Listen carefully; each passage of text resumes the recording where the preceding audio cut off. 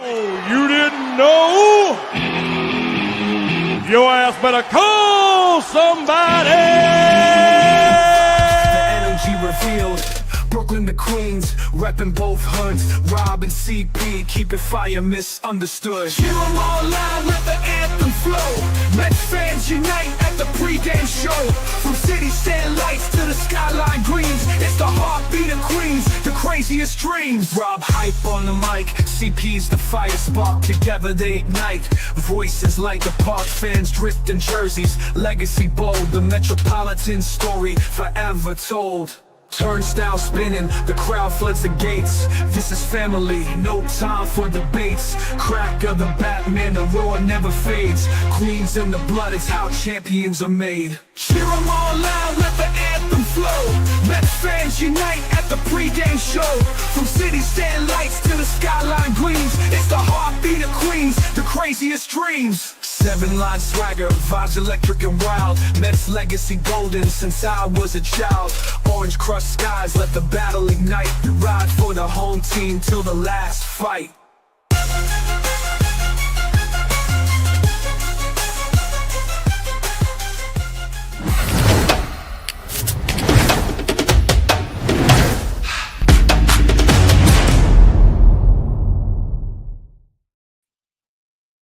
Mets fans, welcome back to the Amazing Mets pregame show. And yes, you are not dreaming. The duo is back and better than ever. Welcome to the Amazing Mets pregame show, guys. How is everybody doing today on this lovely Monday, May 12th? Chris, how are you, buddy? We're back. We're back talking about some Mets baseball together. I love it on this pregame show. A fresh, brand new series against the Pittsburgh Pirates. The last couple of series wins have been awesome against pretty good competition, as the naysayers like to point out with the sub 500, over 500 teams, whatever. Diamondbacks and Cubs, I'll take series wins all day long. The New York Mets are rolling. They're rocking and rolling. I love this team. I love the way that they're swinging the bats. I love the way that they're throwing the ball. And it's some pretty good baseball that we're seeing. And you can't complain. There's nothing to complain about at this point in time. So it's good stuff. Well, no, I'm just joking. Yeah, absolutely. Listen, we have the best record in baseball with going against teams over 500. So we're doing well, right? What is it? 20-11, if I'm not mistaken. The record is teams over 500. There you go, right? The other day on the pregame show, everybody in the chat, Chris, everybody was going like there was this Yankee. Of course, it had to be a Yankee fan saying that the Mets haven't faced nobody, and he's a Yankee fan. It's like, worry about your team. Who cares about that? The fact of the matter is we are one of the best teams in baseball. We are doing well. We just beat the Cubs, who was scoring runs like crazy. And let's be honest, they had a hard time scoring runs in this series, except for, the second game of the series. But otherwise, the Mets did their job. Clutch hitting. I know the runners in scoring position are still a big issue. And again, that has to change, especially when you're going to face even more better competition over the next couple of weeks.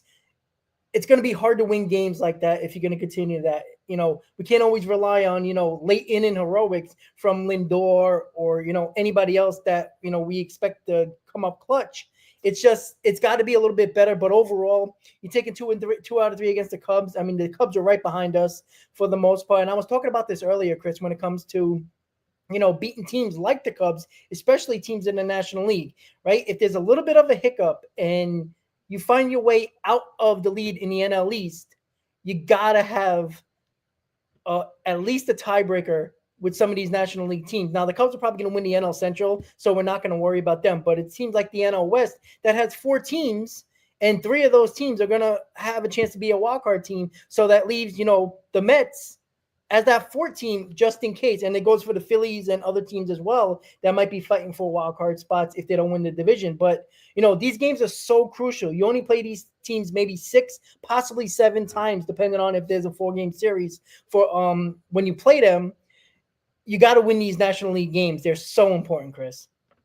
Yeah, absolutely. And I think the Diamondbacks series was ever so crucial because I don't expect the Diamondbacks to come out of the West. That division is stacked. The Padres, Dodgers, and we're not talking about the Giants, but the Giants are there too. So I think the Diamondbacks are for sure a wild card contending team.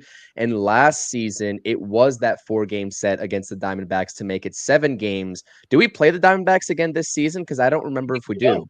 I think we're done. Yeah. We're done, right? So then at that point, it goes to run differential, if I'm not mistaken, in which the Mets would have the tiebreaker at this point, correct? Because it's split, right? So Yeah. and so that last win, right, in the, I guess, the series rubber match, if you will, in Arizona was really crucial. It was really crucial, and especially in terms of the run differential and adding on runs. I think it was a 7-1 ball game, something like that.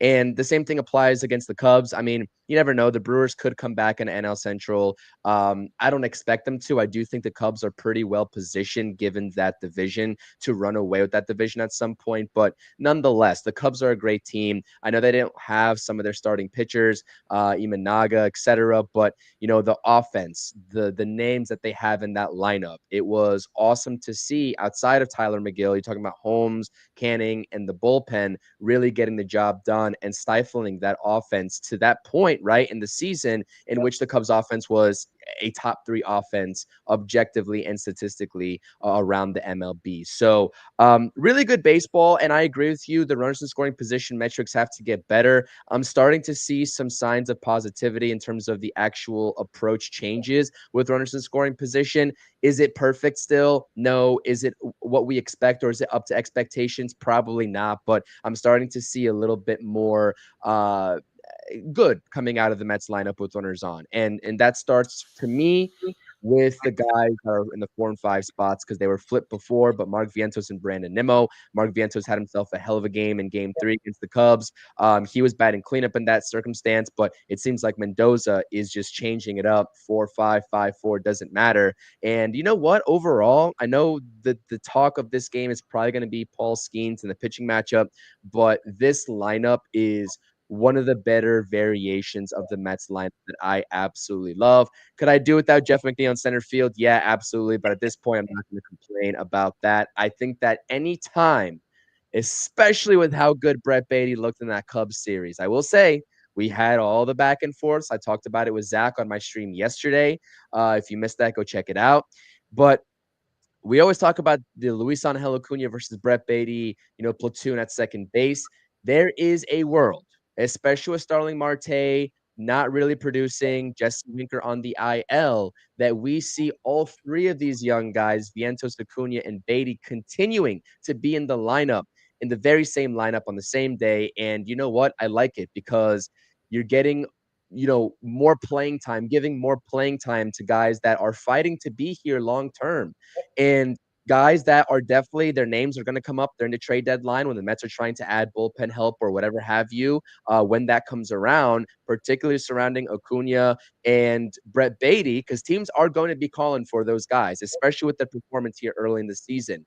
It's really good to get extended reps for these guys so David Stearns has a better sample size to work off of and to know what he's actually working with. So I love it. And the performance and especially Francisco Alvarez. I know I'm kind of going through each guy here, but Alvarez is kind of turning it on. The one thing that I noticed with the guys that were struggling before that aren't now, Soto, this is applicable to Vientos, Alvarez, Brett Beatty, opposite field approach and utilizing that as part of their game.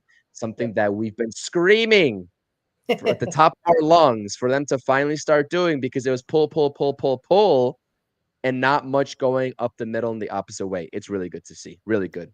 Yeah, it's great to see. I do love this, this lineup. I mean, I don't know how long, it's not going to stay like this, obviously. They're trying to put more lefties as much as they can in this lineup against Paul Skeens. So I get why Jeff McNeil's in the lineup over Tyrone Taylor, and trying to get put in Vientos as the DH, getting Beatty in the lineup as the lefty, and you're not taking out Acuna out of the lineup. So you got to DH Vientos in that point. But I like it though. I like Beatty getting playing time.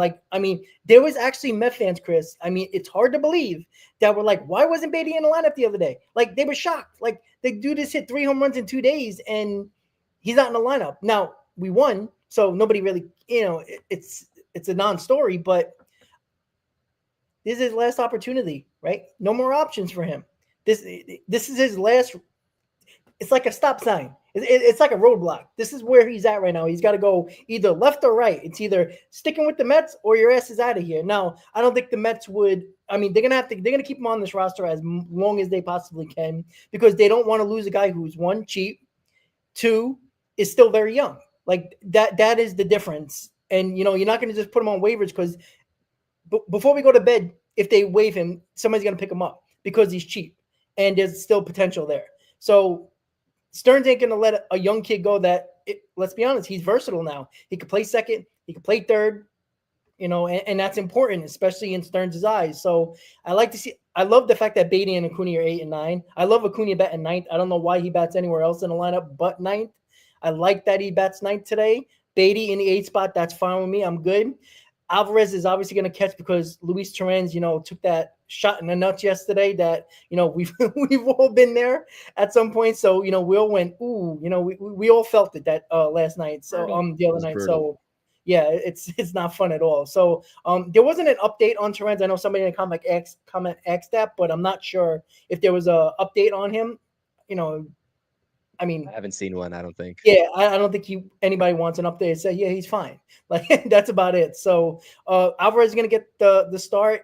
Listen, Alvarez got to pick it up, right? I know a lot of people have been complaining about him when it comes to just being a complete free swinger, swinging at everything. Everything is a hard swing, and it doesn't look like there's a plan at the plate. Now, it looks like he's trying to do a little bit less than swinging as hard as he can, which is a good sign, but he needs to pick it up a little bit more because, again, he's one of our guys that we were expecting 25 plus home runs for. Like, I think that's something that we were talking about during the season preview and just in general before the year started. But, we need another guy. We need somebody to step up in the cleanup or fifth spot in this lineup in Nimmo, Vientos, one of those two guys. And I've been talking Vientos up a lot because I don't trust Nimmo anymore at this point. Vientos is still moldable, so to speak. And Vientos has been coming along, which I like. And I do like the fact that he's DHing. I think he just needs to focus on hitting for a little while. I know they're going to switch it up and he's going to play third tomorrow probably and all that.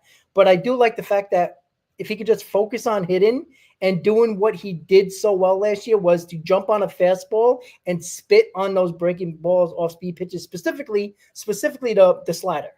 And that's something that he has a problem with. I mean, it's a replica of what Alonso did last year. He's doing the exact same thing where when he got that fastball this year, he's late on it or he completely misses it. He didn't miss it last year. So with Vientos looking better at the plate, I do like this 1 through 5.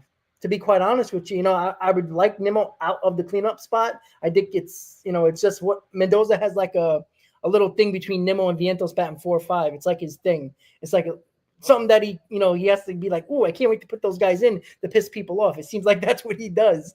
But I think eventually you're going to see Vientos in the 4 hole a lot more, especially if you're going to keep it going like he did the last couple of days. Yeah, and at this point, I mean, what other bat are you going to put? If Vientos does have that ability to stay in that 4 spot, right, and earns Mendoza's trust in that spot and starts producing behind Alonso, it's like, what other hitter in this lineup, are you going to put in that 5 spot outside of Brandon Nimmo? Like, who would you trust in that spot? If Brett Beatty continues to do what he does, maybe you can think about it. But at this point, I think the only viable option at that point would be Brandon Nimmo. So, them switching between 4 and 5 makes sense at this point. But I do agree with you. I expect that Mark Vientos, I think he's going to take off. I think we've been playing the waiting game with Mark Vientos, and I finally see a difference in his approach, at least over the last, week and a half. And he had a pretty decent Cubs series himself. I think he went 4 for 9, had a really, really good game 3, like we just mentioned, with the home run.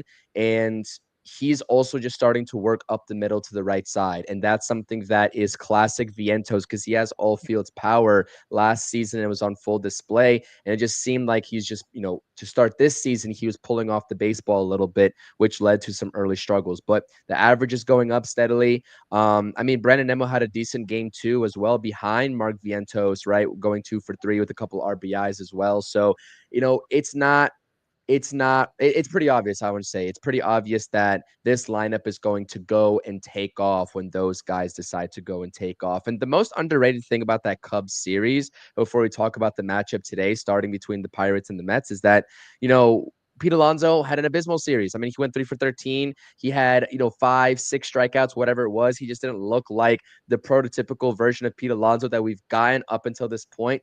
And we say it all the time, like, Pete Alonso's going to have these series where he kind of goes and slumps a little bit or just hits singles, etc. Because you can't keep that kind of pace that he was on, batting 340, 350, OPS at 1100, 1150.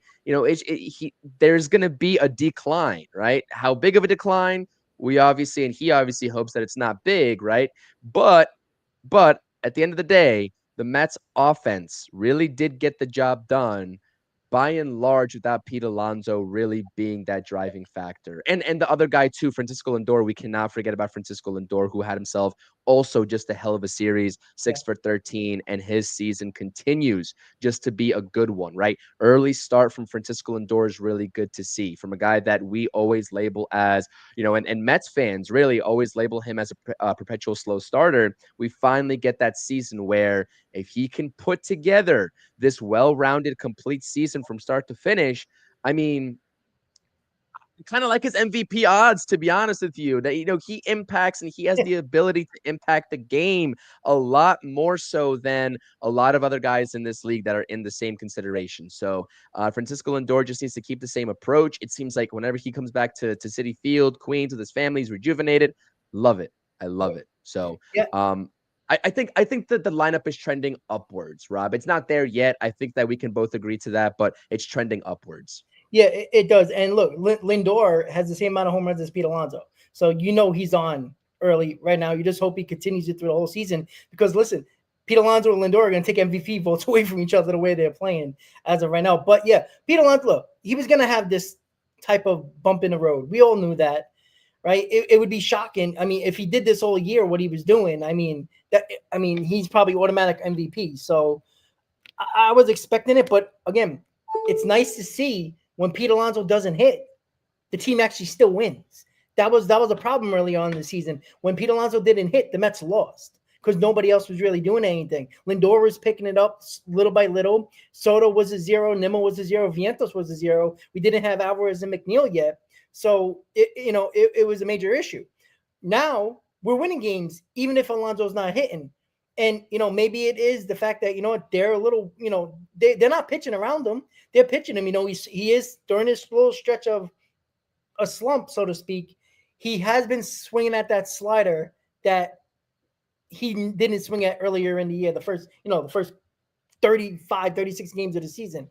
So, you hope that, again, what you want to see from Alonso to get back into it is doing what he was doing earlier in the season. He's got to go back to adjusting and laying off that pitch, because that's when you're going to get that beautiful fastball that he loves over the plate and he crushes. So you want to see Pete Alonso gradually go over that. But with Pete Alonso and that little bump in the road, I want him to still take his walks, because even though you're slumping, we talked about this with Juan Soto for the first couple of weeks, even though he wasn't putting the bat on the ball much, it wasn't being very productive with the bat, he was still getting on base for a red-hot Pete Alonso. That still helps your team. And I hope Pete Alonso does that, knowing that you got Nimmo and Vientos behind you. Get on base. If you're having trouble hitting the ball right now, get on base. Find a way to get on base via the walk. I think that's what we need to do. That's what Pete Alonso needs to do to still help the team while you're in a little bit of a slump, because I think he's going to break out of it. I think he has a whole different mentality. I think he's more aware of his adjustments that he needs to do. And I'm not worried about Pete Alonso. We knew it was going to happen with this little skid in the road, but that's okay, because you got other guys stepping up now. And, against a team like the Pirates, to hover over to the matchup tonight, look, they're not a good team. They just fired their manager. They got, Hayes, Reynolds.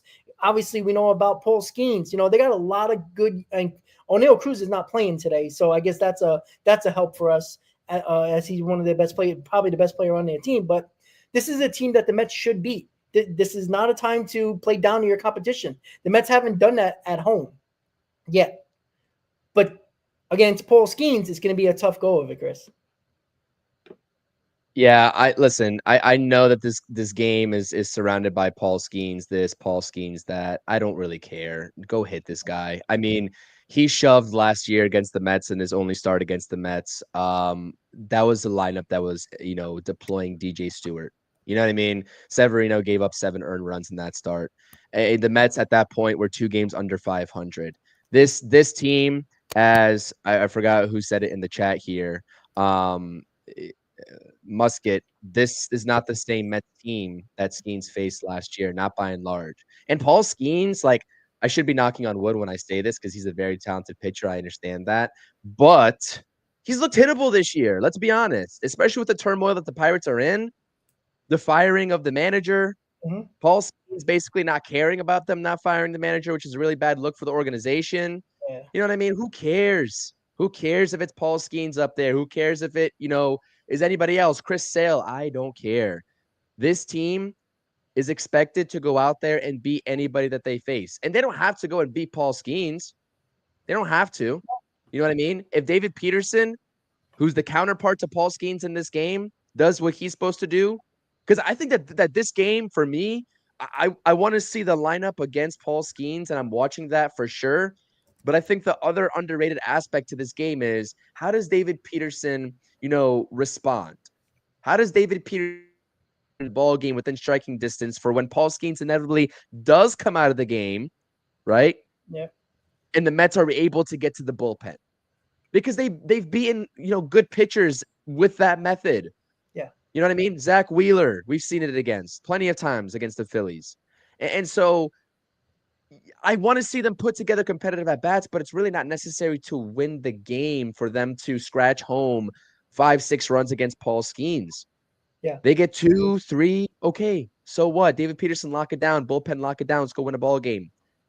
And then at that point, this series, if the Mets are able to scratch this win off, it's a sweepable series, Rob. It really is. So, yeah, I get it. Paul Skeens this, Paul Skeens that. Like, he's a great pitcher. I will say, fastball, averaging 98 miles per hour. Splitter. We all know the Mets lineup hates the splitter. They hate it. And that's what his secondary pitch is. Yep. But we're not making excuses for this Mets lineup, man. We're not making excuses. A lot of these guys have already seen Paul Skeens last season. Time to go out there and do a job.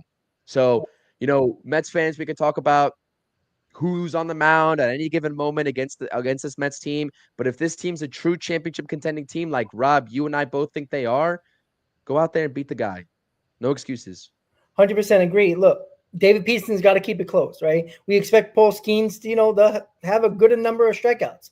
But what you got to do, and, with strikeouts comes a higher pitch count. But what they also got to do is have long at-bats, foul off some balls, have 7, 8, 9 pitch at-bat. Not everybody, that would be nice, but you got to fight doing an at-bat. It's not going to be easy trying to hit him. Now, if you do, great. Now, he's been a little bit prone to the long ball this year, right? He hasn't been invincible. Now, he has under a 3 ERA, so he's still been damn good. But he was better last year. So you got to be better. You got to do what you got to do at the plate. You got to have good at-bats. Don't fall for that damn splitter too much. He's not going to throw it for a strike. Like, we all know that. Like, the Mets need to know that. He's not going to throw it for a strike. So lay off of it. Let him – I don't care if he throws 102. If he throws it down the middle, you hit it. Be ready for the fastball. How many times have we talked about, Chris, how they've been expecting or looking for breaking ball or off-speed pitches and adjusting to the fastball?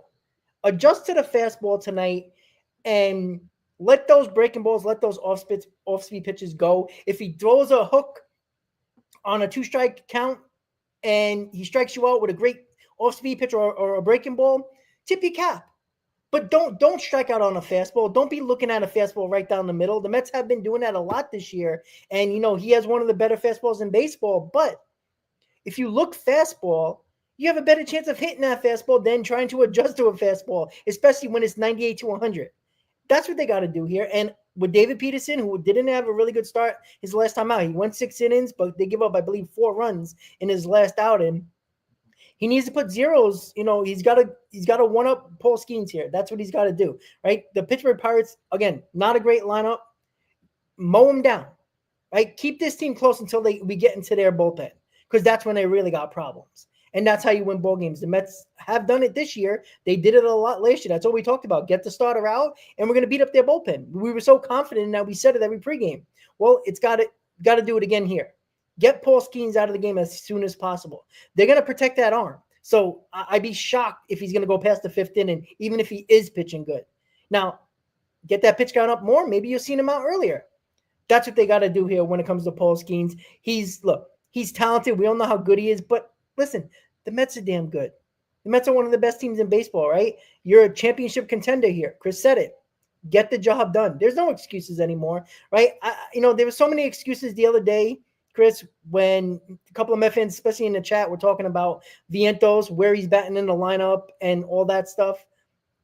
I don't want to hear it. That's an excuse for a player, right? He's not 21 years old. You can make that excuse for Acuna if you're throwing him all over the lineup because he's so young. What is Vientos, 27 years old? He's been around the block already. Even He's 25, I think. He's oh, 25. yeah, He's not that's an that old old. man. That's an old man. That's an old man. He's been. It feels like he's been here forever. It just feels like that, right? We've been talking about Vientos. I think since I have diapers on, like that's how old he feels. He's been What was around. the conversation? I missed it. What was the conversation that you're talking So about? a lot of people in the chat the other day, I think it was when we lost against the Cubs. I did it on the post game where people were blaming that Vientos was batting fifth and sixth and fourth, like jumping all over the lineup, like he didn't jump around the lineup last year. Now he mostly went to clean up in 2 spot, but he was jumping around the lineup almost every day. He wasn't nearly in the same spot. That's not an excuse. You can't be great and you get jumped around the lineup, and then when you're bad, you're going to use that as an excuse. It's about approach. It's about adjusting to what the pitchers are throwing you. Now, they adjusted to him. He has not adjusted, or at least the last couple of days he has, but for the majority of the season, he hasn't adjusted to what the pitchers and the teams are planning to do against him. That has been his major problem with Vientos. Yeah, I think that there's 2 different pitches that give him problems, right? It's the fastball upstairs that is about a ball to a ball and a half out of the strike zone that he likes to expand the zone on. It's very eerily similar to Pete Alonso when he was struggling, right? The high fastball that he just can't handle, and the down and away breaking ball. And so I think that it's about discipline, really. It's really about discipline. I don't feel like pitchers are necessarily beating Vientos as much as he is giving into their game plan, and kind of beating himself, right? Because, like, what's the saying? Fool me once, shame on something, whatever it is. I don't even want to repeat it because I'm going to butcher it. But, but, um, he just got to make the in at bat adjustments and really at bat to at bat adjustments as well that we haven't seen for the most part that he was making last season. So again, I mean, what is it? I'm going to pull it up right now. Mark Vientos, his splits over the past week, I don't really know what they are. They were pretty good, to be honest. So I think that it's really more than just a couple of days sample size with him. I think personally, the way that I've been kind of just watching his at bats, I think that he's getting into a little bit more of a rhythm for the past week and a half. Let's see right here from ESPN. Last 7 days, his OPS is 882 with a 353 average. That's in 17 at bats, and his last 48 at bats, he's hitting 313 with an 870 OPS. So, I wouldn't want to say it's just the Cubs series that he's been coming around. I think that you saw the batting average go from like 180 or 190 up to what is it now, 230 plus after that Cubs, series. So yeah, in his last 48 at bats, he's looked pretty damn good, having a 313 average. If you love the batting average stat, I like the OPS. I think you like the OPS as well. 870. I'll take that all day long as well. So I think that he's really coming into his own. He just got off to a really terrible start objectively, but I think the last couple of weeks, let's call it 2 weeks even, going off those statistics, he's looked like a respectable hitter. So if that's the version of Mark Vientos that we're going to consistently get, yeah, and I do agree with you that no matter where he's batting, I feel like this applies to anybody. And this has not applied to Brandon Nimmo, in which it should. No matter where you're batting, at least be consistent and have the same approach. They talked about this with the Phillies, right? With Kyle Schwarber going from leadoff to the 4-hole. And Kyle Schwarber still does not, he's not expanding his zone. He's taking the walks if they're given to him, and he is just a true professional ball player. And I like Kyle Schwarber a lot, right? I don't like that he's a Philly, but I like his game, especially as a power hitter. You don't need to change your approach no matter where you're at in the order. Let the pitchers come to you, make the adjustments. And Mark Vientos is starting to get it a little bit. I think Brandon Nimmo starts to need, he needs to start getting it a little bit more, I should say. That's just really my honest assessment between those two guys. Yeah, I completely agree. I think we have to give Carlos Mendoza, because Carlos Mendoza has been getting it a little bit from all of us with certain lineup construction and, who's playing, not playing, and, certain times taking guys out of the lineup or taking guys out of the certain time, putting certain bullpen guys in the game as well. He's been getting it, but I think he's done a good job with Mark Vientos. DHing him a couple of times, not playing him at all while the game's going on. I think that's huge. Mendoza knows his players, and he felt like that Vientos needed the mental day off. I think the other day when he didn't play at all, but the game, I think it was game 1, and he just sat there and watched. Now he eventually got in the game as a pinch hitter, but that was against a lefty. That is something that I think Mendoza has the pulse of his team, right? Vientos needed a mental day while a game's going on. We talk about it, right? Having a team off day isn't really a mental off day for a player when they can sit down and watch the game from a different vantage point. You kind of settle your mind down a little bit, and I think that's what Mendoza was trying to do with Vientos, and it seemingly worked. We'll see if it continues. And listen, we need somebody else to step up other than the 3 guys at the top of the order. We need somebody, either Nimmo or Vientos. One of those guys need to step up. I think it's going to be Vientos because I think Nimmo is kind of a shell of himself at this point. He'll have his 6 RBI day, once a week, and then, put up good stats. But, I think he's almost a 0 for the most part. But, overall with this team, I mean, there's not a lot to complain about. We're nitpicking here because we're 11 games over 500. So, and we're a game and a half up on the NL East. But you got to consistently keep on winning because you know why? The Phillies have been red hot as well. So, you got to keep it up here. And, this is a situation we were just talking about, the wild card situation. 1 week of a bad stretch, you can be in second place. And I know it would be 50, 60 games into the season, long way to go here, but these games are important. They really are. Just to go back to the Vientos conversation real quick, 2 things from Mark Vientos. First of all, I believe in Mark Vientos 100%. I think that he's going to be just fine, really. There's an article here that I'm reading. So would Vientos be okay with shifting to a DH role more often to allow Brett Baty to have more action at third base? Absolutely, Vientos said. That's the thing is that I've been saying this whole time, right?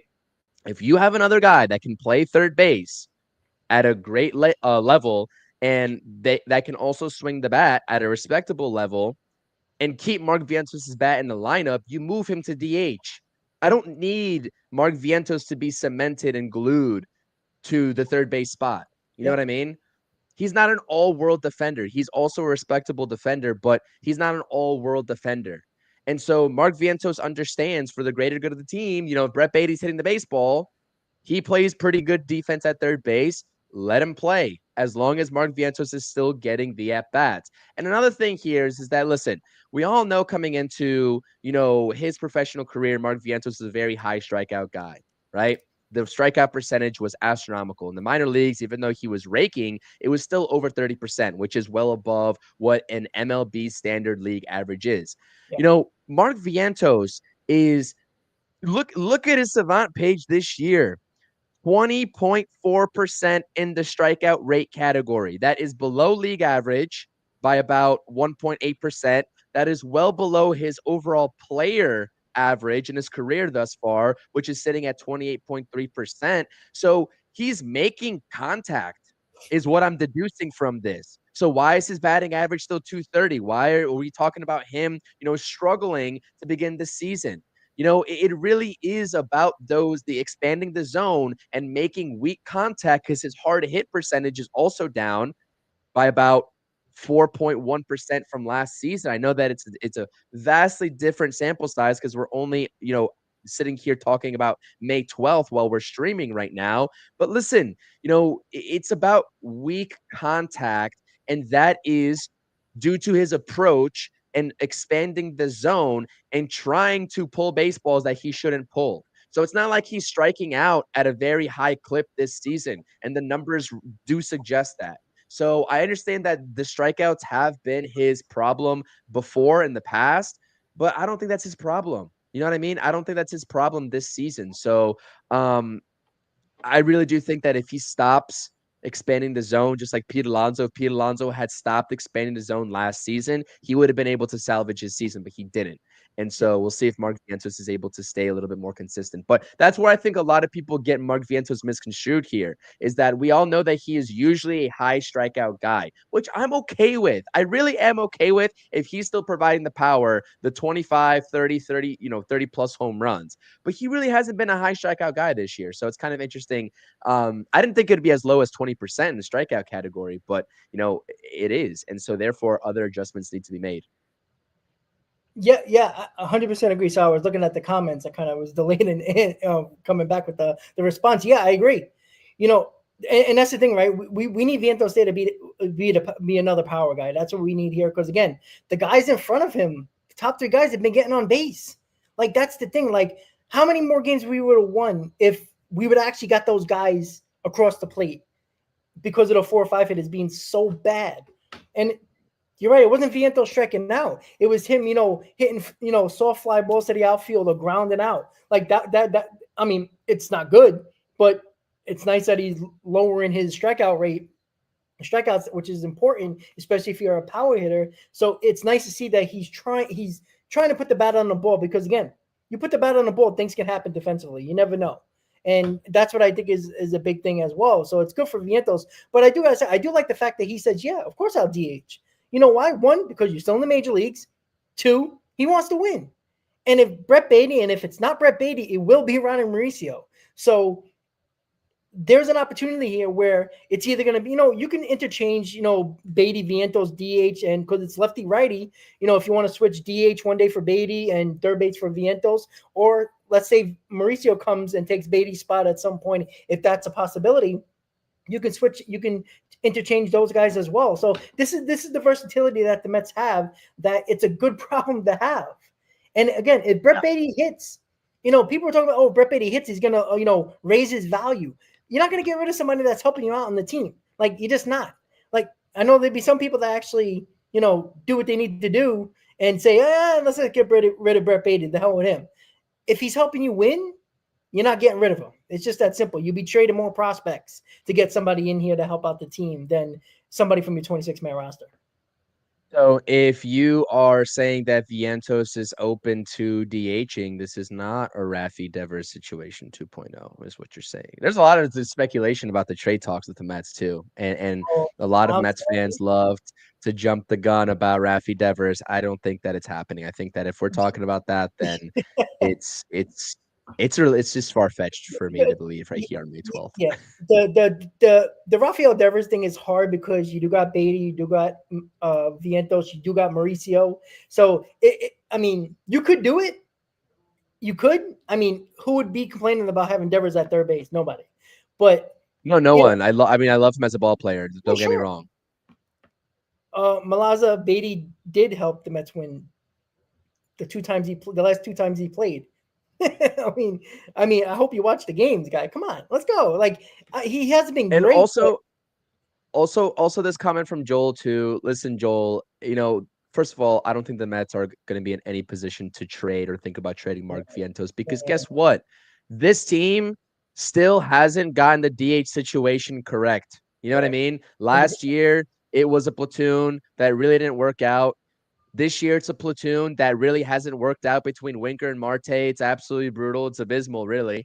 And I've been saying time and time again, I'd like them to go ahead and find a solidified DH. And I think that Mark Vientos could definitely do that, and be that guy moving forward for the team, especially next season. Oh, so maybe Joel's saying if they were to go get Devers, they would trade Vientos, which I think you would have to trade Vientos or Beatty plus for Devers. So if that's what you're saying, my mistake, Joel. But my point still remains, though, regarding that situation is that I think that Vientos could definitely be, like, let's say in the perfect world scenario, Brett Beatty proves himself to be the quote-unquote third baseman of the future, which I think he has still a lot more left to prove in order to be that, but he's on the right track right now. If he is able to do that, right, or the Mets have any other thoughts, and David Stearns has any other thoughts about going external to find that third baseman of the future, right? To just cement there at third base. Vientos is the perfect candidate that I would move over to DH full time starting next season. Perfect candidate. Also, I will say though, I love me some Kyle Schwarbombs. So he's going to be a free agent too. I would love the Mets to take a stab at him. I But saw I saw that tweet you put out there. I love So, Kyle Schwarber, dude. Like he would yeah. be I awesome if wanted he him. came over to Oh, the Phillies Queens. got him. I wanted him too. I think a lot of Mets fans wanted him. He would have been the perfect addition, and Yeah, absolutely. that's been a great contract for the Phillies. It's just like they have not won with him. But I think that I don't know what his view is on playing for the Mets, a division rival. I don't know. Maybe he just wants to go to the highest bidder this offseason, whatever. But I would always welcome Kyle Schwarber on this team. But anyways, that's the future discussion. Sorry to derail this conversation. Yeah, speaking of, trade rumors, not really rumors about Devers, but people started talking about it because he seems unhappy in Boston, even though they're doing okay right now. You hear about Luis Robert Jr. as well.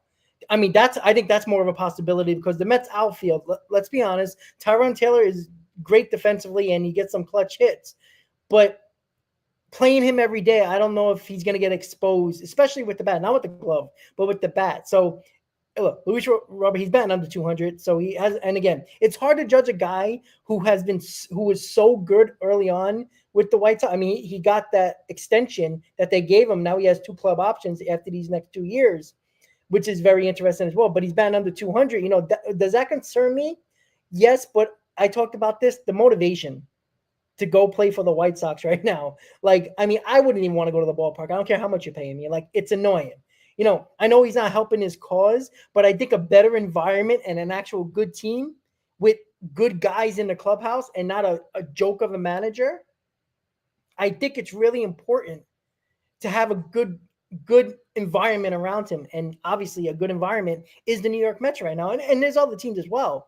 But that could be a possibility. It might get Nimmo off the field. If we're going to keep Vientos at third base, it's a possibility you can get Nimmo off his feet and just let him DH for the most part and put, Robert at left field or put him in center, whatever you want to do. I think that if Stearns were to make that type of move, it would be, trading for what Robert's ceiling could be and not what he's produced over the past 2 seasons. I mean, you're really wanting him to get back to 2023 version of Luis Robert. And so it's kind of like a give or take situation because on one hand the White Sox can hold it over any team that wants to trade for him, in their head saying he's got 2 years of control left before he's an unrestricted free agent, right? On the other hand, right, on the other side of things, David Stearns or whoever wants to trade for him around this league will say, look at what he's producing right now. Look at what he produced last season. You know what I mean? I think that Blade Tidwell was a name that, this I don't know who threw it out there. Maybe John Heyman did. I didn't really see the overall report, but I heard Blade Tidwell's name being mentioned specifically as it relates to Robert Jr. Yeah, I would do that.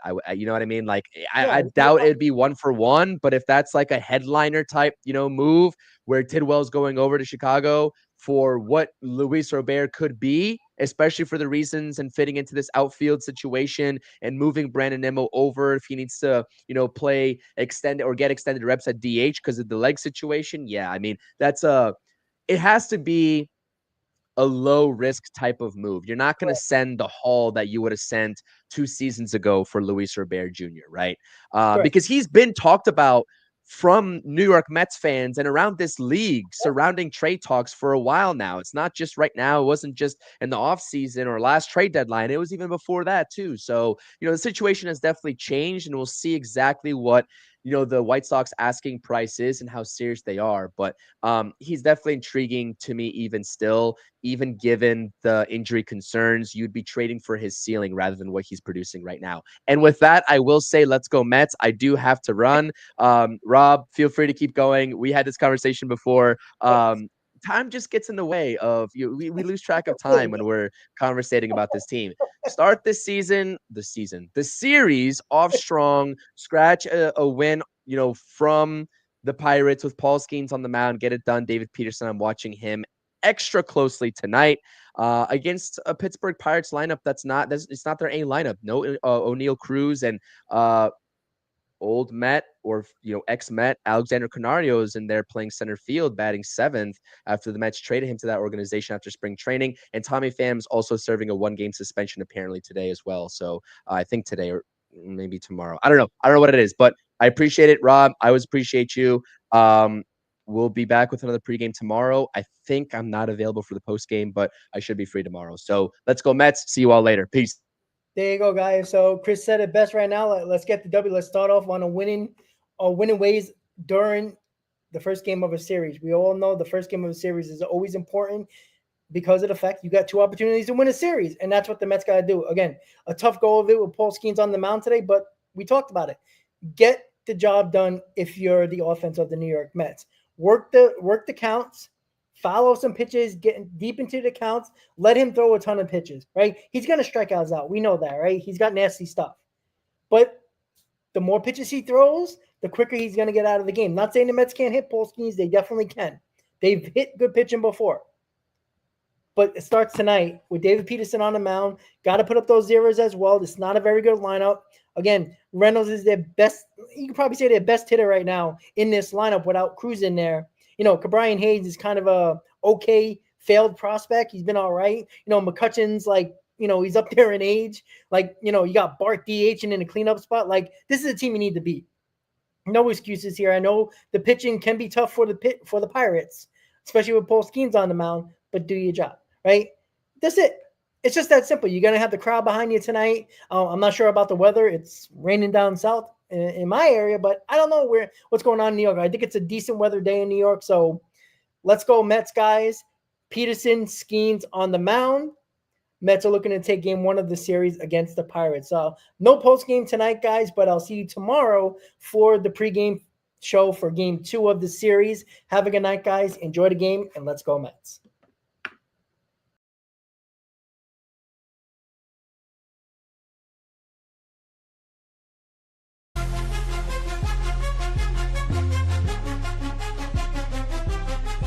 Seven train rumble, headed to the field. Orange and blue vibes, the energy revealed. Brooklyn to Queens, repping both hoods. Rob and CP, keep it fire, misunderstood. Hear 'em all loud, let the anthem flow. Mets fans unite at the pregame show. From city satellites to the skyline greens, it's the heartbeat of Queens, the craziest dreams. Rob hype on the mic, CP's the fire spark. Together they ignite, voices like